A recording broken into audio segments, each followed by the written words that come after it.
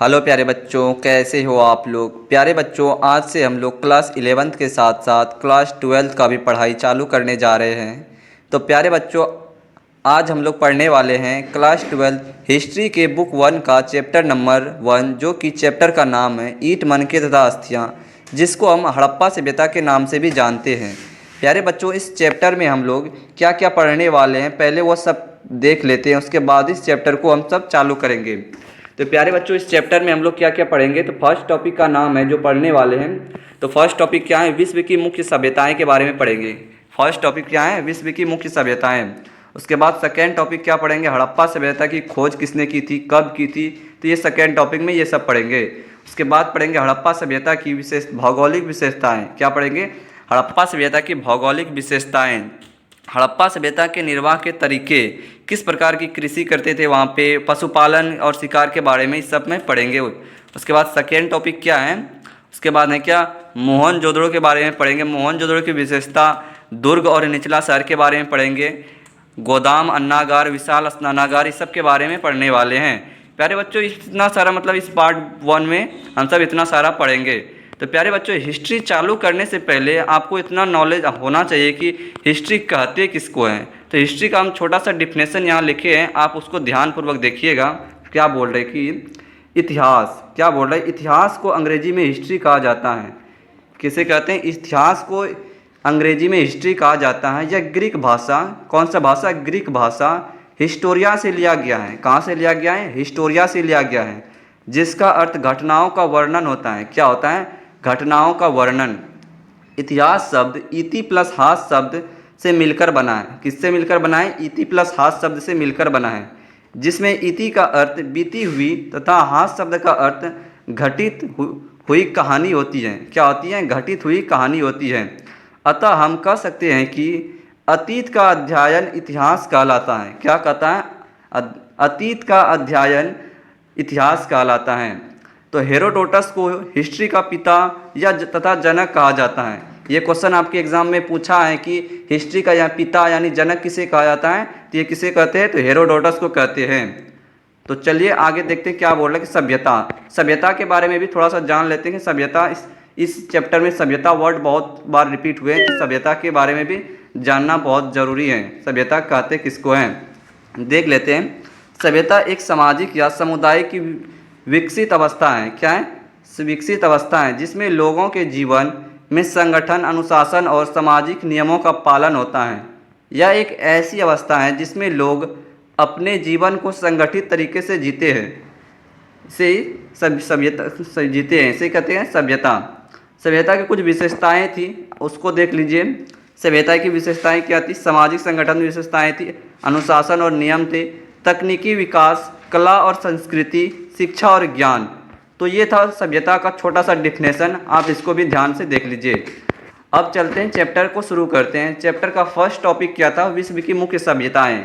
क्या था, विश्व की मुख्य सभ्यताएं। ये देखिए सभ्यता वर्ड रिपीट हुआ, तो हम पहले ही बोले थे कि इस चैप्टर में सभ्यता वर्ड बहुत बार रिपीट होने जा रहे हैं। तो पहला टॉपिक है विश्व की मुख्य सभ्यताएं। तो आइए इस टॉपिक को कवर करते हैं। पहले क्या बोल रहा है कि 1920 से पहले ऐसा माना जाता था कि मिस्र की सभ्यता, मेसोपोटामिया की सभ्यता और चीनी सभ्यता विश्व की सबसे पुरानी सभ्यताओं में से एक हैं। कौन कौन सी सभ्यता, मेसोपोटामिया की सभ्यता और चीनी सभ्यता विश्व की सबसे पुरानी सभ्यताओं में से एक हैं। परंतु फिर हड़प्पा सभ्यता की खोज हुई। किसकी खोज हुई, हड़प्पा सभ्यता की खोज हुई, और तब से यह भी विश्व की सबसे पुरानी सभ्यताओं में से एक बन गई। कौन सी सभ्यता, हड़प्पा सभ्यता की खोज हुई, तभी से यह विश्व की सबसे पुरानी सभ्यताओं में से एक बन गई। तो ये था विश्व की प्रमुख सभ्यता। आगे देखते हैं अगला क्या बोल रहा है कि हड़प्पा सभ्यता की खोज के बारे में पढ़ेंगे कि हड़प्पा सभ्यता की खोज आज से लगभग 160 साल पहले यानी कि सन 1856 में पंजाब वर्तमान पाकिस्तान रेलवे लाइन बिछाने का कार्य चल रहा था। कहाँ पे चल रहा था, पाकिस्तान में रेलवे लाइन बिछाने का कार्य चल रहा था। उन स्थानों पर खुदाई की जा रही थी और इसी दौरान लोगों को कुछ पुरानी ईंट एवं अवशेषण मिले। क्या मिले, ईंटों के कुछ अवशेषण मिले। उस समय यह लोग नहीं समझ पाए कि इनका महत्व क्या है और रेल की पटरी बिछाने के कार्यों को जारी रखा गया। सन 1861 में कोलकाता में भारतीय पुरातात्विक विभाग की स्थापना की गई। कब की गई थी? कोलकाता में भारतीय पुरातात्विक विभाग की स्थापना 1861 में की गई थी। कब? 1861 में। यही आप नोट कर लीजिए कि पुरातात्विक विभाग की स्थापना कब की गई थी? 1861 में की गई थी। आगे देखिए क्या बोल रहे हैं कि पुरातात्विक विभाग वह संस्था है जो एक देश के इतिहास से संबंधित जानकारी को जांच करता है। क्या करता है? कि पुरातात्विक वह संस्था है जो एक देश के इतिहास से संबंधित जानकारी की जांच करता है। इसके पहले डायरेक्टर अलेक्जेंडर कनिंघम थे। कौन थे इसके पहले? Director Alexander Cunningham. आगे देखिए क्या बोल रहा है कि इन्होंने ही भारतीय इतिहास का जनक कहा जाता है। इन्हें ही भारतीय जनक का इतिहास कहा जाता है। इसके बाद सर जॉन मार्शल यानी 1902 से 1928 तक पुरातात्विक विभाग के डायरेक्टर बने। कब से कब तक बने थे? 1902 से लेकर 1928 तक पुरातात्विक विभाग का डायरेक्टर बने। इन्हीं के दौरान हड़प्पा सभ्यता की खोज की गई थी। कब की गई थी? इन्हीं के दौरान हड़प्पा सभ्यता की खोज की गई थी सर जॉन मार्शल के द्वारा। आगे देखिए क्या बोल रहा है कि सन 1921 में जॉन मार्शल के नेतृत्व में दयाराम साहनी द्वारा हड़प्पा सभ्यता की खोज की गई थी। ये आप इम्पॉर्टेंट है, इसको आप नोट करिएगा कि सन 1921 में जॉन मार्शल के नेतृत्व में दयाराम साहनी द्वारा हड़प्पा सभ्यता की खोज की गई थी। ये नोट कर लीजिए इसको, ये इम्पॉर्टेंट है, ये आपके एग्ज़ाम में पूछे जाएगा। आगे देखिए आगे क्या बोल रहा है कि हड़प्पा सभ्यता की क्या बोल रहा है? हड़प्पा सभ्यता को अलग अलग नामों से जाना जाता है। हड़प्पा सभ्यता, इस सभ्यता को हड़प्पा सभ्यता इसलिए कहा जाता है क्योंकि हड़प्पा नामक स्थान पर इस सभ्यता की शुरुआती अवशेष मिले। कहाँ पे मिले थे? हड़प्पा नामक स्थान पर शुरुआती अवशेष मिले थे, इसीलिए हड़प्पा सभ्यता इस स्थान को कहते हैं। सिंधु घाटी सभ्यता, इस सभ्यता को सिंधु घाटी सभ्यता भी कहते हैं। किस लिए कहते हैं वो भी देखते हैं। इस सभ्यता को सिंधु घाटी सभ्यता भी कहा जाता है क्योंकि यहाँ सिंधु नदी के किनारे बसी हुई थी। कहाँ बसी थी ये सभ्यता? सिंधु नदी के किनारे बसी हुई थी। ये भी क्वेश्चन पूछ सकता है कि हड़प्पा सभ्यता किस नदी के किनारे बसी हुई थी? तो सिंधु नदी के किनारे बसी हुई थी। तो कांस्य युग सभ्यता क्यों कहते हैं हड़प्पा सभ्यता को, वो भी देख लीजिए। इस सभ्यता को कांस्य युग सभ्यता इसलिए कहा जाता है क्योंकि इन्होंने तांबे में टीन मिलाकर कांस्य की खोज की थी। क्या की थी? तांबे में टीन मिलाकर कांस्य की खोज की थी। आगे देखिए अगला टॉपिक क्या है। आगे देखिए क्या बोल रहा है कि हड़प्पा सभ्यता की भौगोलिक विशेषताएं क्या है? हड़प्पा सभ्यता की भौगोलिक विशेषताएं, इसके बारे में देखिए क्या बोल रहा है कि हड़प्पा सभ्यता का क्षेत्रफल लगभग 12,99,660 वर्ग किलोमीटर है। कितना है? 12,99,660 वर्ग किलोमीटर। ये आप नोट कर लीजिए, ये सब एग्ज़ाम में पूछता है कि हड़प्पा सभ्यता का क्षेत्रफल कितना था, तो 12,99,660 वर्ग किलोमीटर था।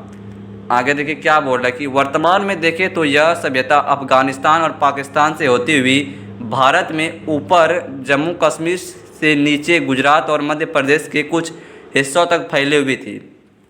कहाँ से कहाँ तक? भारत के ऊपरी जम्मू कश्मीर से नीचे गुजरात और मध्य प्रदेश के कुछ हिस्सों तक फैली हुई थी। इस सभ्यता को त्रिभुजाकार वाली सभ्यता भी कहा जाता है क्योंकि यह त्रिभुज आकार जो क्षेत्र में फैली हुई थी। किस आकार में फैली हुई थी? त्रिभुज आकार में फैली हुई थी। आगे देखिए मेसोपोटामिया और मिस्र की सभ्यता हड़प्पा सभ्यता की समकालीन सभ्यताएं हैं, यानी यह भी सभ्यता विश्व की एक ही समय पर थी। कौन सी सभ्यता? मेसोपोटामिया और मिस्र की सभ्यता एक ही समय में थी। हड़प्पा सभ्यता का काल 2600 ईसा पूर्व से 1900 ईसा पूर्व तक माना जाता है। कब से कब तक माना जाता है? 2600 से 1900 ईसा पूर्व तक हड़प्पा सभ्यता का काल माना जाता है। तो ये था इसका टॉपिक कि हड़प्पा सभ्यता की भौगोलिक विशेषताएं। तो ये टॉपिक ख़त्म हो चुका है। आगे अगला टॉपिक है हड़प्पा सभ्यता के निर्वाह के तरीके। हड़प्पा सभ्यता में लोगों का निर्वाह किस तरह होता था उसके बारे में देख लेते हैं। तो इसमें पढ़ेंगे हम सब कृषि के बारे में पढ़ेंगे, पशुपालन शिकार के बारे में पढ़ेंगे। तो पहला देख लेते हैं कृषि किस प्रकार होता था हड़प्पा सभ्यता में। हड़प्पा सभ्यता के लोग मुख्य रूप से गेहूँ, जौ, दाल, बाजरा, सफ़ेद चना आदि उगाते थे। क्या क्या उगाते थे? हड़प्पा सभ्यता के लोग मुख्य रूप से गेहूँ उगाते थे, जौ, दाल, बाजरा, सफ़ेद चना आदि उगाते थे। सिंचाई के लिए नहरों एवं कुओं का प्रयोग करते थे इन लोग। किसका प्रयोग करते थे सिंचाई के लिए? नहर एवं कुओं का प्रयोग करते थे। आगे देखिए अगला क्या बोल रहा है कि हड़प्पा की मोहर में वृषभ बैल की जानकारी मिलती है। हड़प्पा की मोहरों में वृषभ बैल की जानकारी मिलती है। इससे अनुमान लगाया गया कि हड़प्पा के लोग खेत जोतने के लिए बैलों का प्रयोग क्या करते थे? किसका प्रयोग करते थे? बैलों का प्रयोग करते थे खेत जोतने के लिए। कई जगहों पर हल के प्रतिरूप भी मिले हैं, जिनसे यह पता चलता है कि खेतों में हल के द्वारा जुताई की जाती थी। किसके द्वारा जुताई की जाती थी? हल के द्वारा। आगे देखिए आगे क्या बोल रहा है कि कालीबांगा और राजस्थान में जुते हुए खेत के प्रमाण मिले हैं, जिन्हें देखकर लगता है कि एक साथ दो अलग अलग फसलें उगाई जाती थी। यानी एक ही खेत में दो बार एक अलग अलग फसलें उगाई जाती थी। हड़प्पा सभ्यता के लोग लकड़ी और पत्थर से के बने औजार का प्रयोग फसल काटने के लिए क्या करते थे? किसका प्रयोग करते थे? लकड़ी तथा पत्थर के औजार। तो ये तक कृषि के बारे में। अब देख लेते हैं पशुपालन। हड़प्पावासी कौन कौन सा पशुपालन करते थे? हड़प्पा स्थानों से मवेशी, भेड़, बकरी, भैंस तथा सुअर जैसी जानवरों की हड्डी प्राप्त हुई है। कौन सी? मवेशी, भेड़, बकरी, भैंस तथा सुअर जैसी जानवरों की हड्डी प्राप्त हुई है, जिनसे पता चलता है कि यह लोग इन जानवरों को पालते थे। किसको पालते थे? मवेशी, भेड़, बकरी, ये सबको पालते थे। अगला टॉपिक था शिकार। यहाँ पर मछली, पक्षियों तथा जंगली जानवरों की हड्डी भी मिली हैं, जिनसे अनुमान लगाया गया है कि हड़प्पा के निवासी जानवरों का मांस भी खाया करते थे शिकार करके। क्या इसका शिकार करके मांस ही खाया करते थे। अगला टॉपिक था मोहनजोदड़ो। मोहनजोदड़ो हड़प्पा सभ्यता के दो मुख्य शहरों में से एक है। इनमें से पहला शहर हड़प्पा तथा दूसरा मोहनजोदड़ो है। क्या बोला है कि मोहनजोदड़ो हड़प्पा सभ्यता के दो मुख्य शहरों में से एक है, जिसमें से पहला शहर हड़प्पा तथा दूसरा शहर मोहनजोदड़ो है। तो मोहनजोदड़ो की विशेषताएं के बारे में पहले देख लेते हैं, उसके बाद ही आगे देखेंगे। मोहनजोदड़ो की विशेषताएं क्या बोल रहा है कि मोहनजोदड़ो की विशेषताएं, यह हड़प्पा सभ्यता के सबसे मुख्य शहरों में से एक था। क्या था? यह हड़प्पा सभ्यता के सबसे मुख्य शहरों में से एक था। कौन? मोहनजोदड़ो। मोहनजोदड़ो जो था हड़प्पा सभ्यता के सबसे मुख्य शहरों में से एक था। यह आधुनिक पाकिस्तान के लरकना ज़िले में स्थित है। कहाँ पे स्थित है? पाकिस्तान के लरकना ज़िले में स्थित हैं। ये क्वेश्चन पूछ सकता है कि मोहनजोदड़ो वर्तमान में कहाँ पर स्थित हैं? तो पाकिस्तान के लरकना ज़िले में स्थित हैं। इसका क्षेत्रफल लगभग 125 हेक्टर था। कितना? 125 हेक्टर।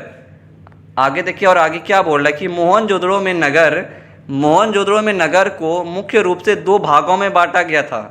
कितने भागों में बांटा गया था? मोहनजोदड़ो के नगरों को दो भागों में बांटा गया था। पहला था दुर्ग और निचला शहर। पहला था दुर्ग और दूसरा था निचला।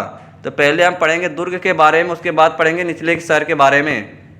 दुर्ग में क्या क्या फैसिलिटी थी वो सब देख लेते हैं। दुर्ग का आकार छोटा था। दुर्ग जो शहर था उसका आकार छोटा था। इसे ऊंचाई पर बनाया गया था, यानी कि पर्वतों पर इसको बनाया गया था। ऐसे बोल सकते हैं कि इसको पर्वतों पर बनाया गया था। दुर्ग को चारों तरफ दीवारों से घेरा गया था। किनसे घेरा गया था? चारों तरफ दीवारों से घेरा गया था। यह दीवार ही इन्हें निचले शहर से अलग बनाती थी। यह दीवार जो था दुर्ग पर, वही ये दुर्ग इससे अलग बनाती थी ये दीवारें। निचला शहर के बारे में देखिए क्या बोल रहा है। निचला शहर का आकार दुर्ग से बड़ा था। निचला शहर का आकार दुर्ग से बड़ा था। यह सामान्य लोगों के लिए बनाया गया था। इसके लिए सामान्य लोगों के लिए निचला शहर बनाया गया था। यहाँ की मुख्य विशेषता इनकी जल निकास प्रणाली थी। क्या थी यहाँ की मुख्य विशेषता? यहाँ की जल निकास प्रणाली। अन्नागृह के बारे में पढ़ लेते हैं, जिसको हम अभी गोदाम के नाम से भी जानते हैं। जिसपे हम सब अनाज रखते हैं उसको गोदाम के नाम से भी जानते हैं। यह एक बड़े आकार का गोदाम होता था जिसमें हड़प्पा वासी अनाज को रखते थे। क्या होता था अन्नागृह? यह एक बड़े आकार का गोदाम होता था जिसमें हड़प्पा वासी अनाज को रखते थे। किसे रखते थे? अनाज को रखते थे। स्नानागार के बारे में देखिए क्या बोल रहा है। स्नानागार, विशाल स्नानागार। दुर्ग पर बहुत बड़े बड़े स्नानागार के अवशेष मिले हैं। क्या मिले हैं? दुर्ग पर बहुत बड़े बड़े स्नानागार के अवशेष मिले हैं।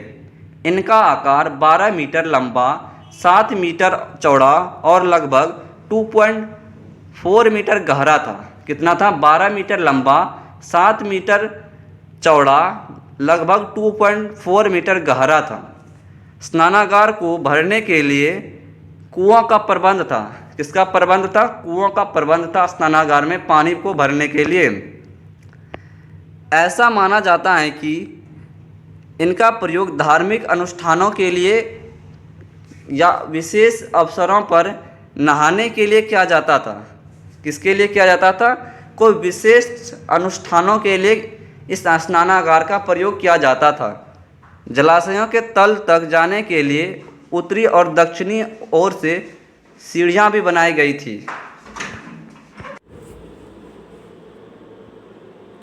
आगे बोल रहा है कि इन सभी जलाशयों को मुख्य नालियों से जोड़ा गया था। क्या जोड़ा गया था? इन सभी जो स्नानागार से पानी निकलता था उन सभी को मुख्य नालियों से जोड़ दिया गया था ताकि गंदा पानी को निकाल सके। अब देख लेते हैं कि निचला शहर के सड़कें के बारे में देख लेते हैं। क्या बोल रहा है कि निचला शहर के सड़क आगे देखिए, मोहनजोदड़ो में सड़कें 4 से 10 मीटर तक चौड़ी थी। कितना थी? 4 से 10 मीटर चौड़ी थी मोहनजोदड़ो के सड़कें। यहाँ के सड़कें एक दूसरे को समकोण पर काटती थी। कैसे काटती थी? समकोण पर काटती थी एक दूसरे के सड़कें।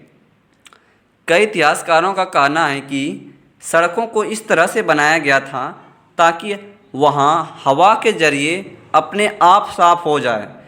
यानी कहने का मतलब ये है कि हड़प्पा सभ्यता में सड़क को इस तरह से बनाया गया था कि हवा के जरिए रोड का गंदगी अपने आप साफ हो जाए।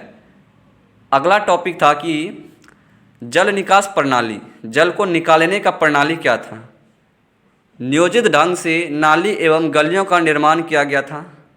नालियों के निर्माण के लिए जिप्सम के गारे का प्रयोग किया गया था। किसका प्रयोग किया गया था? जिप्सम के गारे का प्रयोग किया गया था नालियों का प्रयोग के लिए। नालियों को ईंटों से ढका जाता था ताकि कूड़ा करकट को बचाया जा सके। वर्षा जल निकास प्रणाली के लिए विशेष प्रबंधन किए गए थे। तो प्यारे बच्चों, आज यहीं तक रहने देते हैं। वीडियो बहुत ही लंबा हो चुका है। इसी तरह के अगला टॉपिक में इस वीडियो को समाप्त कर देंगे।